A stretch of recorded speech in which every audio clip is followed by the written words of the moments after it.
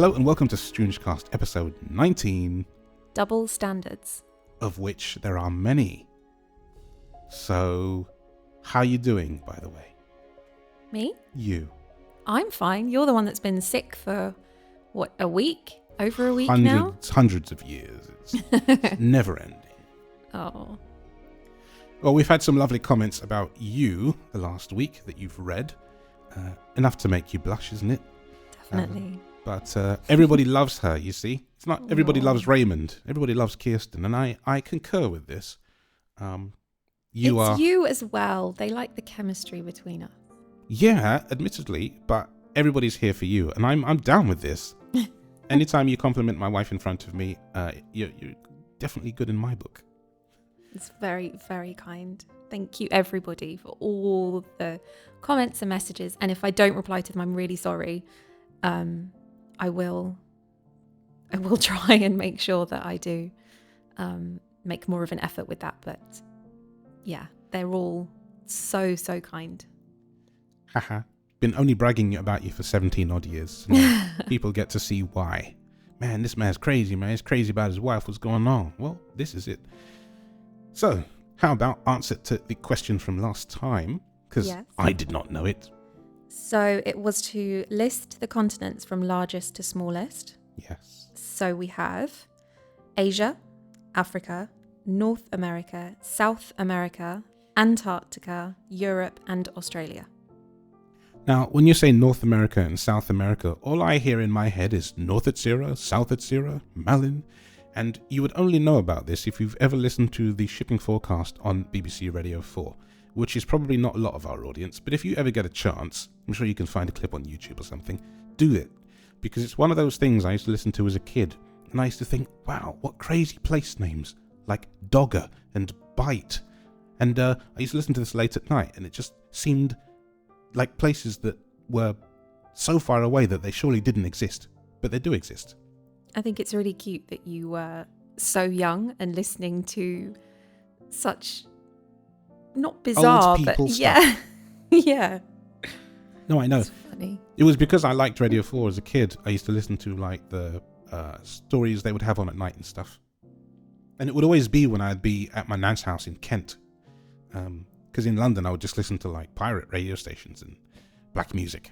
But when I was at my nan's, it was always other stuff. You listen to The Fisherman. Yeah, The Fisherman. Mm-hmm. Well, they didn't have pirate radio stations in Kent because it was very gentrified, no posh. It was all posh. So I couldn't have all my usual haunts. So I had to find some way to entertain myself. And listening to Radio 4 was the way to do it. Sure. So that's what I did. So tell us about this whole double standard thing. Well, you're skipping ahead a little bit. We need the question for next week. Oh, yeah, you're right. So we have the question. When was Netflix founded? Oh, interesting. So it's multiple choice. Was it 1997, 2001, 2009, or 2015? Right. Interesting. So there you go. It might surprise you, the answer to that one. Maybe. Yeah. Okay. Crazy old thing. So double standards. Yes, what is it? Why? And Well, I mean, I think everybody knows what double standards are. But in this context, and there's so many different avenues that we could go down. So obviously we'll only talk a little bit about a few of them. But just so that everybody knows, it's not because we don't recognize that there are double standards everywhere in, every avenue. This is just what we've sort of chosen to speak about. So initially, I thought we could talk about this because I heard on a different podcast a video. It was actually an American video that a woman had filmed of her parents. And it was, it was a funny video. It was comical. It was supposed to be harmless and everything. And it was. And it's the dad saying to the mum the things that she says to him that he couldn't say to her. oh, yes. So it was things like when he comes down, to dressed in the morning to go out for the day or whatever. And she's like, oh my God, you look awful. Back upstairs and change. And he was like, if I said that to you, that would be, outcry. Yeah. Or, oh my gosh, your hair just is a disaster. Things like that, or those trousers make your bum look saggy. That was my favorite. That was your favorite. She could say that to him, but he would not have been able to say that to her. It would have been taken completely differently to how he took it. And it was all like joking and lighthearted and everything, but it did get me thinking that actually it's quite true. I think a lot of times as women, we might say things to our partners that if they said it back to us, we'd be quite offended. Naturally. You can say what you think. I mean, I don't think there's necessarily any examples in our relationship particularly, but I know that it is something that's quite often spoken Well, it's just about. not the way we speak to each other. Let's be honest. So it doesn't kind of come up, does it? No, not really. And also, yeah, I suppose it is the way that we are with each other, because if you came down and you were wearing, you were about to go out somewhere and you were wearing, I don't know, a t-shirt that didn't match your trousers, I wouldn't say to you, oh, you look awful, go back upstairs and change. I'd say, oh, that's maybe not the right t-shirt. Quite right. And if you're going somewhere fancy, it's usually me or Alice now that chooses what you're going to wear anyway. So I suppose in that sense, we maybe are a little bit different. But, there would still be things that I'm sure that if I said to you, you'd probably be okay. But if you said them to me, You probably would. only because I'm a bit more sensitive. By your own recognizance. Yeah. Yeah. I know I'm sensitive. But I've always bigged you up, so it wouldn't come up. But I think, we also talked on the phone earlier, and I was like, we better save it for the podcast, about double standards around our kids too.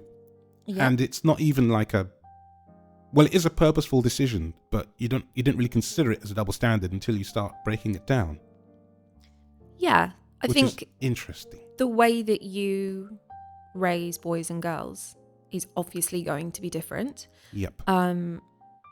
But then, you always want to think that you treat your children as equally as possible, and that you... except when you can't.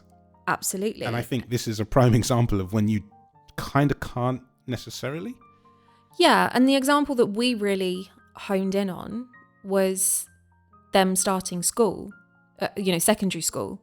The difference between having a boy start secondary school and going out into the world on his own, to the shops, to and from school, out with friends, is very different to having a girl do exactly the same. When Jake was doing it, we were nervous about him going out by himself, weren't we? Because he still felt like he was little to us. But it was a case of, it's going to be nerve-wracking at the beginning, but he's going to do it and he's going to be absolutely fine. Whereas with Alice, we've been so much more cautious and continue to be. And I think we will be for a very, very long, well, maybe we won't ever not be, but, we haven't allowed her really to do much on her own. She's either with friends or with Jake. Yeah. The only time I think she ever goes completely by herself is walking from the top of the road down to our road, because they split, from her friends, from her friendship group. And certainly when it gets dark, there's no walking anywhere by herself. And it is completely different because the realization of having a girl, and what can happen is completely different. And I mean, what do you think? You're her dad. You have that. I have that instinctive protective instinct that yeah. I don't want anything to happen to either of them. But I feel like Jake can, quite rightly, and maybe he's a big lad, stand up for himself and is not going to let anybody do anything to him that he doesn't want. But also go back to when he was in year 7, because he wasn't so big then. I mean, he's always been tall and, he has always had that confidence, but he was still little in year 7. Yeah. As in, he wasn't adult sized. Now he's taller than a lot of adults. And that doesn't mean that bad things can't happen to him. Of course they can. Yep. But he's also got that confidence and sort of ability to keep himself away from those situations. That's right. But when he was in year 7, he didn't. No. But we still didn't worry as much as or we do in the with same Alice. way. Yeah, different way, but I definitely think we, I mean, how old was he when he went to that event with his friend? It was post year 7, wasn't it? He went quite far on the train. Yeah. It was a couple of years ago. Yeah, maybe in year 8, so maybe 13 going on 14. I can't see Alice doing that. No. And, we do have to point out that she is completely different in her personality. She doesn't have the same confidence that he has. And, Jake is incredibly laid back. There aren't many things that really get him flustered. If he needs to ask somebody for help, he will do. He'll approach people in the shop, all of that kind of stuff. Whereas I'm not sure that Alice always would. And she does get quite anxious and nervous about situations. So, obviously how you treat one child is going to be different. But there is, we've talked, for example, the cruise. We've talked about the cruise. And I really feel that had we gone when Jake was the age that Alice will be, so she'll be 12, almost 13, right, we wouldn't have had any issue with him going off to, around the ship on his own. I'm not saying that he would have wanted to on his own, but we wouldn't have particularly had an issue. As long as we knew roughly where he was, that would have been okay. Sure but did. We've already made it very clear between ourselves that on that ship, Alice is not going anywhere without one of the 3 of us with her. Correct. Because there are thousands of other people and things can happen, and we don't trust the world, I guess, and all those people. So it's definitely a double standard. It is a double standard, but not one that, we make for any other reason than we have to keep her safe. And right. Unfortunately, for girls and women, it's a really dangerous time. It probably always has been, but it feels like it only gets worse, not any better. Yeah. So if we have to put those kind of restrictions in place to make sure that she's safe, then that's what we'll do. Right. And I think we're really lucky, actually, that she understands that. She's never once said, well, Jake did this. Protected and stymied. Exactly. She's never, ever said, Jake did that when he was my age. Or, how comes I can't do that? She's never said that. She's quite pragmatic, really. She gets it. Yeah. I think she feels, not that she feels unsafe, but she's always been quite nervous. Like, we live on or just off of a very busy high road, and there are a lot of characters, a lot of them, to put it nicely, and things happen. It's very busy. It's not necessarily the nicest of places. We're very lucky where we live, but it's not always the nicest, not always the safest. And I know from having been out and about with her since she was tiny, obviously, she does get quite scared and worried in those situations, even if it's people just speaking, loudly, shouting at each other, whatever. It puts her on edge, and I can see that. So I don't think she ever feels like, I want to go off by myself and do that. If she did, we'd certainly discuss it. We're not saying, by the way, that she's never not allowed to do these things. No, absolutely. Obviously, it will happen. And, we're much luckier that now we have iPhones and AirTags and all those things that we can at least see where she is. Yeah. And be in contact all the time. And you know what? I think what I want to do is I want you to ask your mum and Kelly what they think, having raised only girls. And I want to talk to my dad, having raised mostly boys and one girl. Well, I know that my mum completely agrees with what we do, because we've had these conversations. And it was funny, actually, she mentioned to me, only a few weeks ago about the cruise and Alice going off by herself. And I said, well, we've already had that conversation and it's not going to happen. She was like, oh, good. So I know that she 100%. And I'm pretty sure that if Kelly still lived in London with her girls, it would also be the same. Right. Where she lives now is, it's different. I don't think she necessarily lets them roam free. Yeah, but they go off, with friends and things like that. But it's a completely different town. It's not Yes, in London. Whereas I know when she lived in London, her girls were younger, so it didn't necessarily come up, but that was one of the pushing points for her wanting to leave London, for her girls to have a bit more freedom than she would have allowed them to if they'd stayed. And I think, if my mum was still alive, and I would pretty much be able to speak for her in this instance, that had I been a blind girl instead of a blind boy, I would have been raised very differently. She let me do a lot of things and go a lot of places with sometimes just quite random But it was people. a really different time, though. It was a very different time. When we were younger. But I always tell, I don't know if I've told this story on this podcast before, but went to Barbados when I was little. I think it was 8, right? I mean, that's young. And within the first couple of days of me being there, I was staying at a cousin's house for at least a week straight without seeing my mum.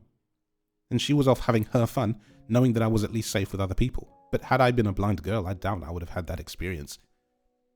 But yeah, maybe. I was okay, and she knew I was okay. And looking back, like, that's crazy. This is pre-phones, pre-tracking, pre-anything. Yeah. And they would take me off and take me around the island, and we would do things. And we only told the people we were staying with, never told my mum every step of the thing I was doing. That makes it sound naughty, but it wasn't. It was just, we did, it was a holiday. We did stuff. But, like, had anything happened to me, who would have known? Yeah. Definitely double standard. And I know that because I know her.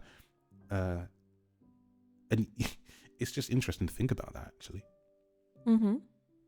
I remember thinking, it came up one point, like, I haven't seen you for ages. I called her late, and she's like, no, I'm away across the island. I'll see you tomorrow. And I remember being quite sad because it had been, I don't know, 4, 5, 6, 7 days I haven't seen her on a 4-week holiday.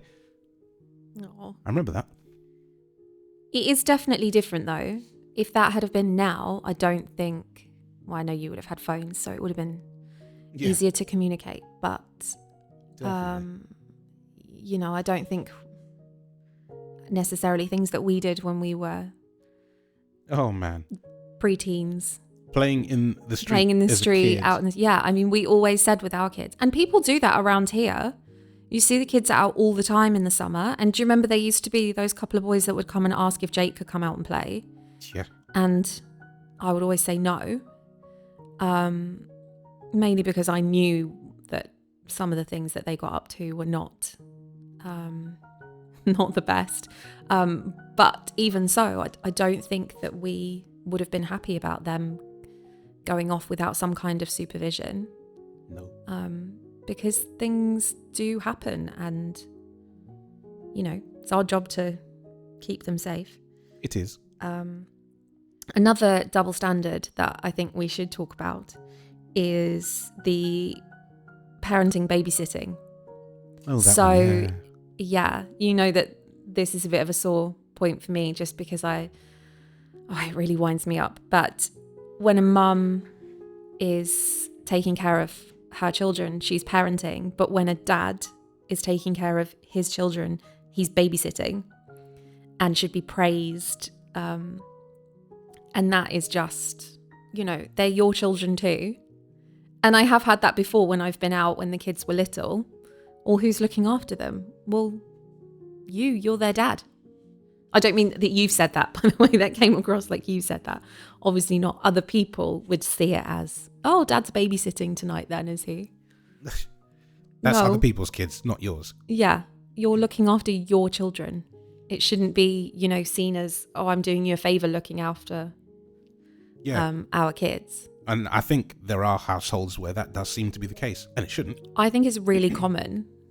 And also, when you have a father who takes their kids to the park or to birthday parties or whatever, and that's like, oh, you're such a great dad doing all these things and, being so involved. And yet mums do it all the time. Exactly. And actually, you're just highlighting the fact that they don't do it enough by praising them for the time that they do it.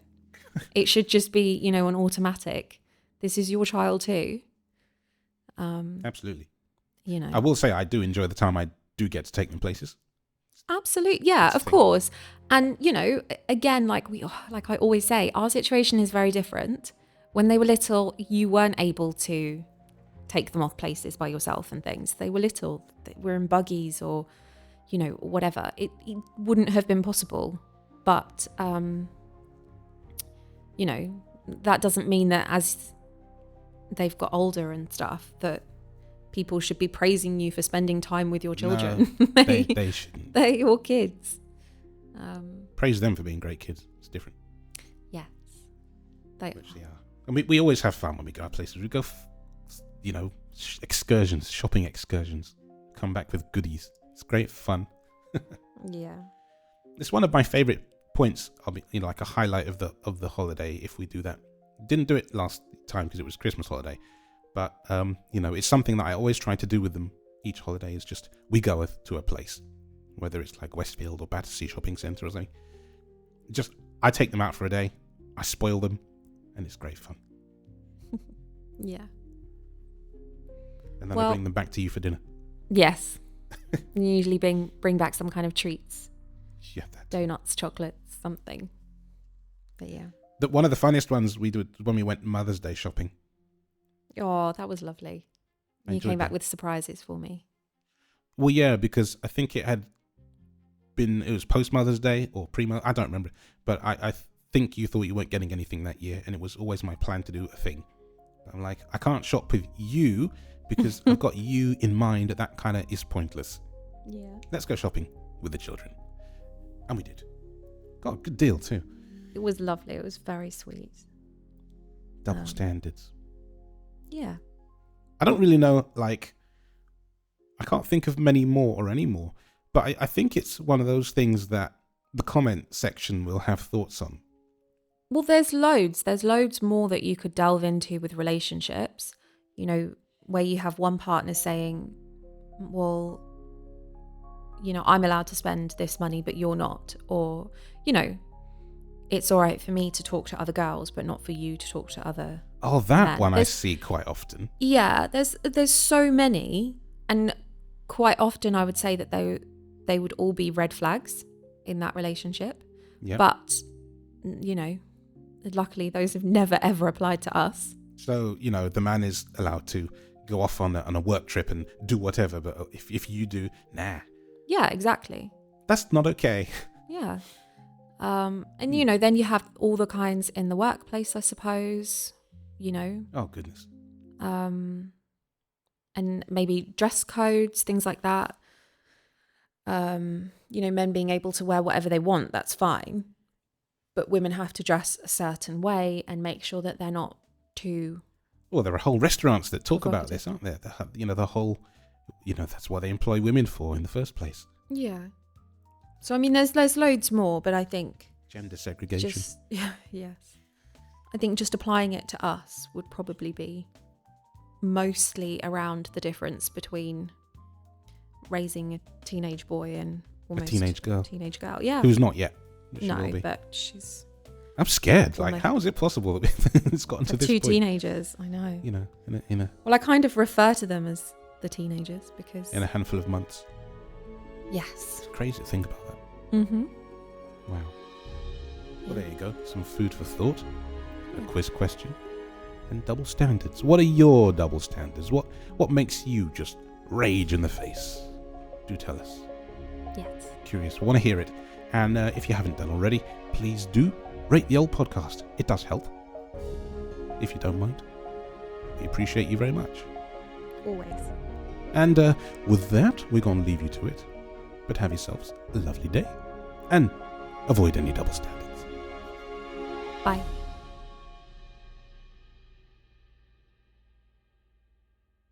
Last point of call, if you will. This one's a fun one. You had a question for me, didn't you? Questions?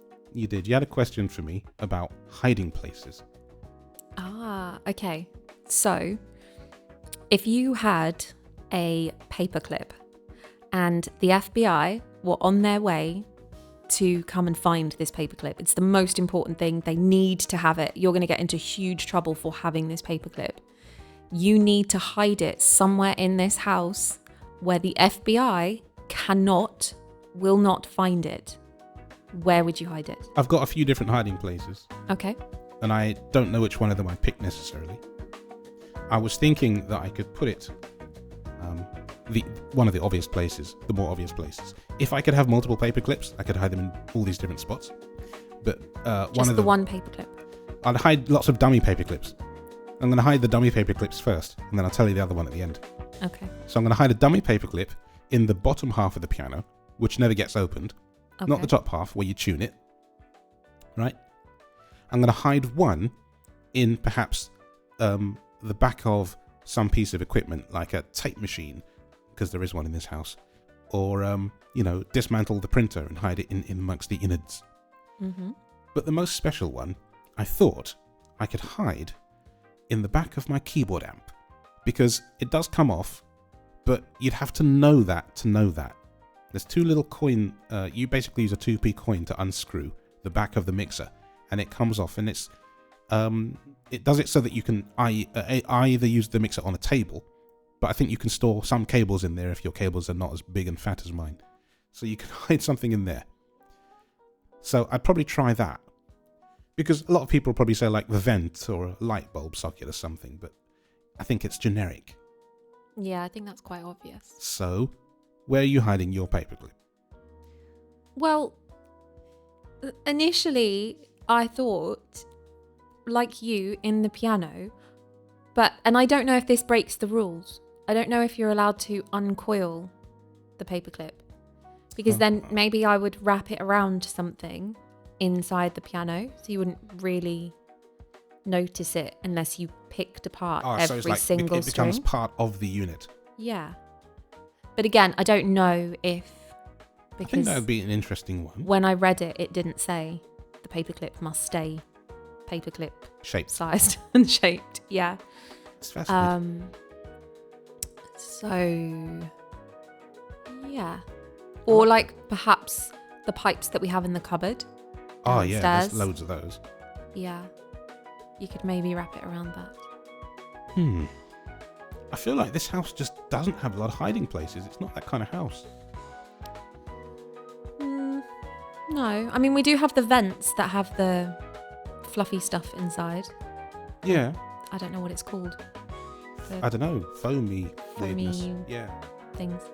But again, I feel like they would probably check that because it seems quite obvious. I mean, I would if I was walking around this place, like, yeah, okay, where are you going to hide it? Yeah. Behind the in the hole in the wall. Yeah, the big obvious plastic door. Yeah. Exactly. But yeah, it's an interesting one. It is. It's a good question, though. Yeah. See who's listening by this point, shall we? Yeah. Right. Your bye was smiley in the last one, so I'm going to have a good bye that I can move to the beginning bit. Goodbye. Excellent.